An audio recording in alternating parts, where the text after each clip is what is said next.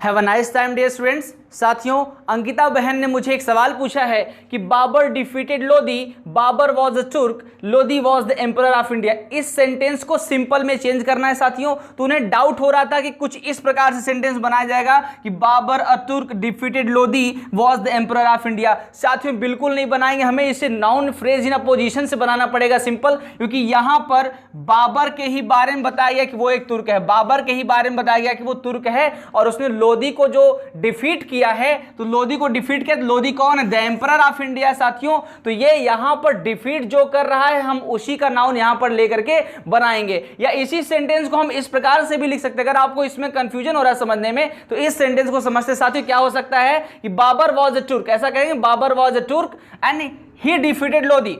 उसने, बाबर ने ही लोधी को डिफीट किया है। अब लोधी कौन है? Lodhi was the emperor of India. जिसको उसने डिफीट किया वो कौन है? वो भारत का एम्परर शासक था। तो साथियों इसको हम चेंज करेंगे कि बाबर, यहां से हम नाउन उठा लेंगे, बाबर कॉमा लगा दिया, और तुर्क यहां पर दूसरा हमने फ्रेज ले लिया, यहां पर तुर्क हो गया, अब यहां पर हमने कॉमा लगा दिया। अब क्या करना साथियों? डिफीटेड लोधी, उसने ही डिफीट किया लोधी को उसने डिफीट किया। अब यहां पर देखिए वर्ब की सेकंड फॉर्म आ गया, यानी जब ये सेंटेंस पास्ट इंडेफिनिट में हो गया साथियों, तो यहां पर आपको वॉज या हेल्पिंग वर्ब की जरूरत तो पड़ेगी नहीं, क्योंकि पास्ट इंडेफिनिट सेंटेंस है। सीधा सब्जेक्ट, ये दोनों क्या हो गए? ये एक ही सब्जेक्ट मिलकर के साथियों, चाहे एक वचन हो चाहे बहुवचन, सभी के साथ वर्ब की सेकंड फॉर्म तो लगती पास्ट इंडेफिनिट में। तो यहां पर हमने क्या किया? बाबर तुर्क, जो बाबर है वो तुर्किश भी था, डिफीटेड लोधी, उसने लोधी को डिफीट किया। लेकिन लोधी कौन था? Lodhi the emperor of India, Lodhi जो भारत का शासक था। अब यहां पर साथियों अगर आप वॉज कर देंगे तो ये गलत हो जाएगा। देखिए इसको हम इस तरह भी समझा रहे हैं कि इसे निम्न प्रकार से न करें।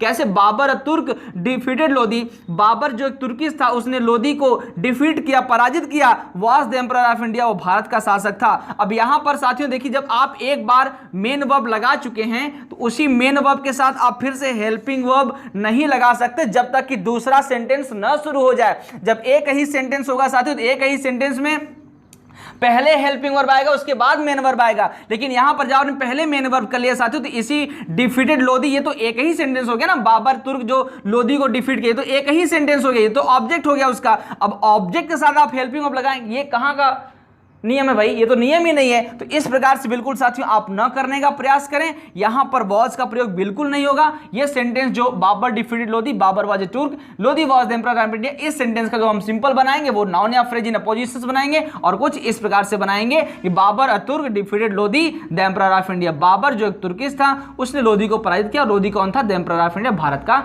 शासक था। तो साथियों अगर आपको समझ आ गया, अंकिता बहन अगर आपको बात मेरी समझ आ गई, तो कमेंट करके आप अपना जवाब मुझे जरूर दीजिएगा। जय हिंद, जय भारत।